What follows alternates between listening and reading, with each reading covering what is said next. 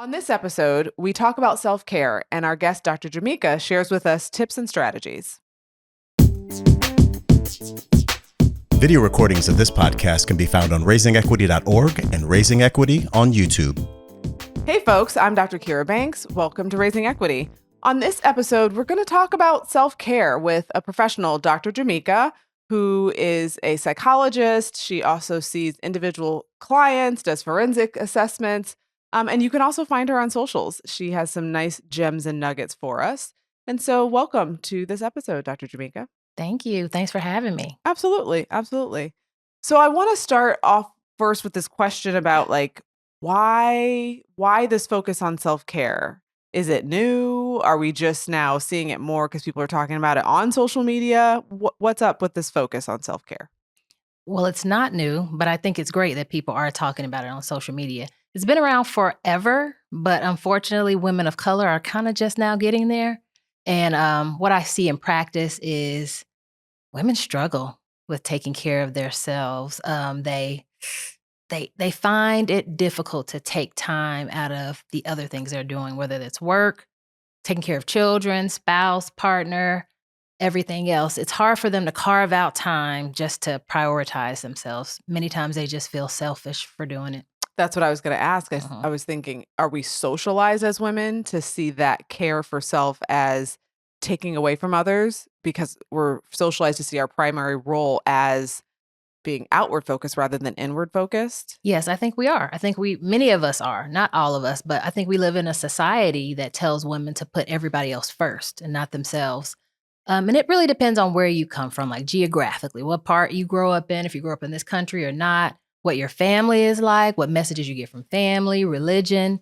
And for a lot of Black women in particular, they grow up in Baptist households, Southern Baptist for me, which is the church will tell you, take care of everybody else. And the church will make you believe that you're not a priority. So this intersection of, like you said, geography, religion, kind of the cultural factors in your family really can influence that. And as you're talking, it makes me think about this idea of the strong Black woman schema, right? The superwoman. And so we see that in the Black community, even outside of church. And so then if you have a religion that's also telling you that, it's like compounded. So how do people typically realize that they need to engage in self-care? Is it always, not always, is it often that people get to a breaking point where they are feeling like no more? Or how do we help people help themselves before they get to that breaking point? It would be great if we could. But what I found with a lot of women of color is they get to that breaking point. They're burnt out, they're sick, they're exhausted. Usually a diagnosis happens, like a medical diagnosis occurs, and they're like, you know what, I got to take a step back. Or some injury is something major. They usually don't come to that epiphany on their own because they're too busy to sit and really come with it. Sometimes social media influences people. Sometimes it's a therapist. Sometimes it's a doctor. But it's usually not them just sitting in their home on Saturday like, you know what, I'm going to make more time for myself. It's usually not that way. Yeah. And I think that's why these conversations are so important, because maybe it will catch someone before they hit that point. We hope. Yeah, you're right. And I do think time of life also has a big role in it. I don't know about for you, but when my first child went to college, I didn't realize how much of a shift that would be in my energy. I was like, I didn't realize how much of my brain space he took up. And so then when he was gone, I'm happy that he's at college and doing his thing and living his life and growing. But it was almost a feeling of what do I do with this time and energy? And so for me, it was a conscious decision. Work is not getting this. No one else is getting this. How am I going to give it to myself? But I don't feel like there was a conversation about that. I told my friends who had kids who went to college, I was like, you didn't tell me. And so those transition moments, I think, also give us an opportunity as women in particular to think about the things on our plate and how we prioritize ourselves, like you said. Yeah, so that's one of them. That's a transition moment. It's one of those phases, like your child going to college or your child moving out, whatever the case is. For me, it was when I got a divorce, 10, 11 years ago, because that was my signal to girl, take care of yourself. Who else is going to do it? Nobody else is going to say, you know what, do these things. So I just made time. Yeah. at that point because it was minus a spouse. So just like you said in the transition, that gave me more time in some respects. So I was able to kind of implement it more than my Mhm. children were smaller. And then when my oldest son went to college, that was a big point as well because I was like, uh-oh, all this time. Now what am I going to do with it? And now that they're both in college, I'm like, uh-oh, more time. Like, what am I going to do with it? Yeah. But it also, as a woman, signals you that's like a red flag to tell you, you know what, how much energy were you devoting to that in the first place? Exactly. A lot. What percentage of your brain space was taken up on a daily basis? And it could have been what, 50, 60, 45? It's a lot. Why are you so loud? It's a lot. It's a lot. Right. It's a lot. It's a lot. And It's a so lot. that's part of why I realize now as I get older, right? Like I try, you try not to sound like the old auntie or the, old woman telling, well, hey, just keep living, baby. But I try to share those stories because I think there's a way that I could have had a better balance before, Mhm. right? Like you said, we often don't stop and reflect, or we think it's a badge of honor to focus so much of our attention and care externally. It Yeah. is. And then when you have children, especially when they're younger, you're always afraid of what's going to happen if you don't do X, Y, and Z. Oh, if I don't feed them this food, they're going to be this. They're going to have bad diets. If I don't put them in these activities, it's going to be this. If I don't make sure I help them with their homework, it's going to be this. So it's always something. Yeah. And typically, whenever shit falls out and the kids suck, end up in jail, they're going to blame the mom. Yes, yes. And I think so many of us are doing the best we can.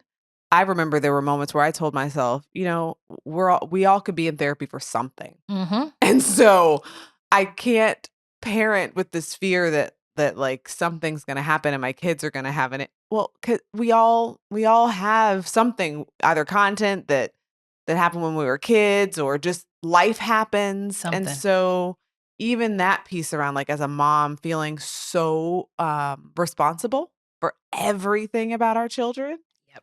it's a lot to like loosen up because you feel it. You feel it. And I will say that's one thing I don't see the same Okay. with white women. Oh, really? No, Okay. they, for whatever reason, if it's because the spouses that they have, the families they come from, the support they have in their communities, their families, they don't feel that same weight. They feel weight, but it's not as heavy as the weight that we feel. I wonder if it's that layer of, you think about raising Black children in a society that harms them. Hmm. If it's that layer of like, this is dire because it's dire.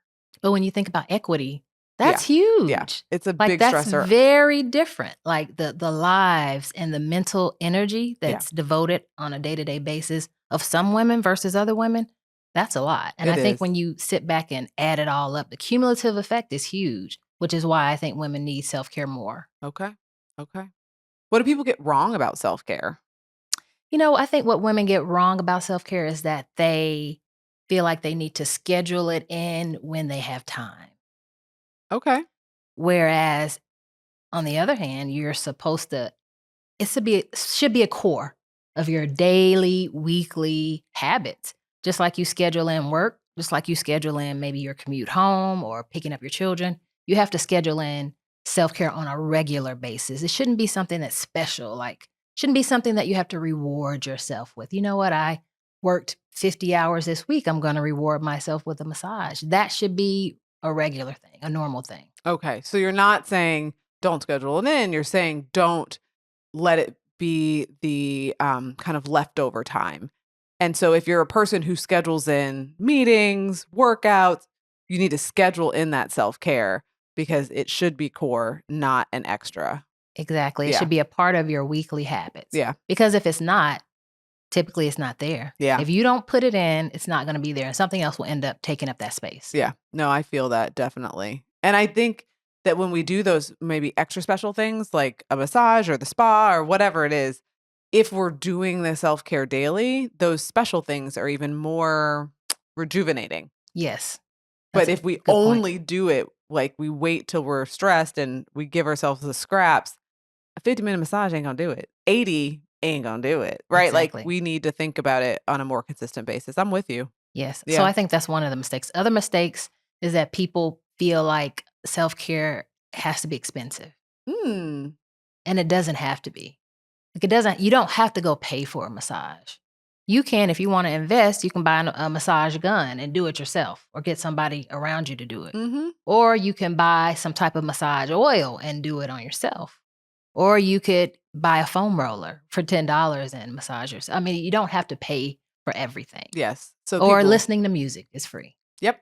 Yep, people feeling like, "Oh, I can't do it because I can't access it." Mhm. Yeah. I remember there was a supervisor I had in grad school, and one of the things they talked about was like bibliotherapy or music Mm. therapy, just having clients cultivate either books or music or things that we have access to. We have Mhm. on our shelves or we have on our phones now. Like what is Yep. the playlist that you need to make sure you experience daily or right? Like what and to think about that, what you need to feed you. Mhm. I think that's a hard one for women too, because in order to identify and realize what feeds you, you have to have what? Time. You just slow down and do You it and slow reflect. down, and women are just going, going, going, going, going. They don't Yeah. slow down to even have time to come up with those things. You're right. You're right. And it's funny, I realized this kind of happenstance. Like, of course, I knew the conversation about self-care were happening, but I have a friend who wrote this book. It's a year of self-love journal. Yep. Mm. So it's 52 weeks and prompts and practices for loving who you are. And so I bought a number of the books to support the friend who wrote it and was going to gift Mm. it to people in my life and happened to take a picture on social media. And the response in the comments, where do I buy this? Oh, thanks for sharing. Just so many questions and comments and kind of excitement. Oh, I've ordered mine. And so I thought, well, if people want to talk about this, let's talk about this. So I started kind of a virtual book club of like, all right, as I go through the weeks, let's go through the weeks together. And people have had a really huge response. And I heard you have an offering that's similar, different, but like Mhm. about self care and thinking about how to cultivate that. Tell me about it. Yeah, so I have a self-care club. Okay. And same way, like, kinda stumbled up on it, was talking to my, followers on social media about, "Hey, what do you want? What do you think about this?" And people just really jumped on it. I was like, "Oh, I didn't know." I mean, I know what I know from my practice, what I see with my clients, but I had no idea that the issue was as widespread as it was until I got the response. And I see that more with, busy working women just struggling to take care of themselves, tired, burnout. So the response was great. So then we developed a self-care club. So every week, people who join, women who join, will receive some tip, activity, worksheet, guided meditation, live, exercise, something that's going to help them on their self-care journey. And sometimes it's going to be an affirmation, sometimes it's going to be an affirmation kit, a lot of things. But for those who join soon, they will get a self-care startup kit, which will include a few different things to get them started up on their journey. Because I have found in therapy with women, they're like, okay, where do I start? Like, what's the first thing that I do? What do I Right. do? What is this going to do for me? And I think the other great thing about my club is that it also comes with the online community. So once you join, it'll be access to the other members. You'll be able to comment, share your stories, your tips, things that have worked for you, things that have not worked for you. I will also be a part of the community because, in a sense, I'm going to be going on this journey with them because I'm not there yet either. Like, I do my own self care that I've done for years, but the thing about self care is it's never stale. Yeah. You have to keep evolving and progressing, and things change as your needs change, as your situation, your family changes. So I'm Mhm. going to be on this journey too because I don't have it all figured out.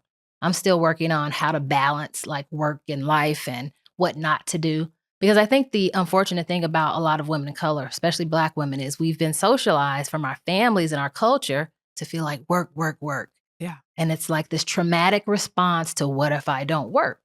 What's going to happen to me if I don't work, if I don't achieve, if I don't do? And it doesn't feel right for a lot of busy working women to sit their ass down. But a lot of times that's what they need to do. They need to learn how to do it in ways that work for them. Absolutely. Absolutely. So I'm so glad you're offering this. How can people get connected and be a part of the club? So they can either go find me on social media, like Facebook, Dr. Jameca, Dr. _Jameca, or Instagram, same thing. Or you can just go to my business website, which is www.emergentpsychservices.com. Under membership, you'll find how to join the club. And from there, you'll get something every week and you'll see more information there. That's great. And one piece about that that I think is really important to note is this communal aspect, right? And so I've been thinking a lot about that. I was sick over the holiday break Mhm. and ended up sitting my ass down and Mhm. doing some reading that I'd been meaning to get to. And because I had been seeing so much conversation about self care and referencing Audre Lorde's quote around self care being an act of warfare, right? Mhm. Self preservation, act of warfare. I wanted to understand the context within which she said that. So I Mhm. read her book, Burst of Light, and it was about her battle with cancer. And that's where Mm. this quote comes from. And what I was struck by is I think that in some ways in our society, the kind of self care industry has framed it as this thing that we do to ourselves, Mm. for the sake of like an individualistic Mm. aim or goal. And reading her book and her thinking, it was very clear to me that she was saying self-care is an act of warfare so that I can show up again tomorrow in community and we Mhm. can fight like hell. Yes. And that's more of my take on it. That's how I see Yeah. self-care. And I think if we go back 20, 30 years, you watch commercials, white women getting massages, they're at the spa, they got the towel wrapped up, they're fit, they got somebody rubbing oils on them. That's the image of self-care. And that's really not it at all. It's really about how do you take care of yourself? How do you pour into your own cup? How do you make it so that you're full so that you can help those around you, right? Because you can't feed other people or pour into other people if your cup is empty. Mhm. So Mhm. that's what I see it as. I do see it as an act of resistance for women of color because we've been told so long that we're not important enough to deserve it. So Mhm. I think it is resistance in that way. So I think it's both. I mean, it's resistance. I also feel like um it's a radical way of healing. And I think women have to start seeing healing as something that they have the initiative to do themselves. They're empowered to do this. You don't need somebody else to come in and do it for you. You don't have to be rich to do it. You don't even have to have that much time, but you can make yourself a priority. And for especially for busy moms with daughters, this is key because you really want to show your daughters that they deserve to take care of themselves. You want to show them what this can look like. You Mhm. don't want to see them go down the same road that many of us go down, work, work, work, and do, and then they're burnt out later. Yeah. Yeah, no, that's real. It's important for us to be able to model that and not have the story of self-care or the visual of it stop at that surface act, but to even talk about, so we do this so that we can be in community together, so that we can show up and support each other, so that we can literally sometimes feed each other. Yes. And so that I felt like that conversation, like pulling the arc further beyond the act of I'm doing this thing, Mhm. but for the sake of what resonated with me as I was reading the book and as I've been thinking about this concept that yes, it's about me, but it's about me and community and me and context. And as a Black woman, I don't lose sight of that. Like it's about community, it's about the collective. And so there I have seen, and I didn't have words for it until more recently, like this push and pull around like rest is resistance, Mm. self-care, like whatever we're calling it in the moment that I think some folks stop the conversation at the act rather than talk about what the act then allows us to do and how it allows us to be in service. Mhm. And I don't mean that in a way to like put pressure on people, like do self-care so you can work, but it's a different kind of, I don't know if that makes sense. Like it's a Yeah. different kind of Communal. It's work. collective. Yeah, It's collective. collective.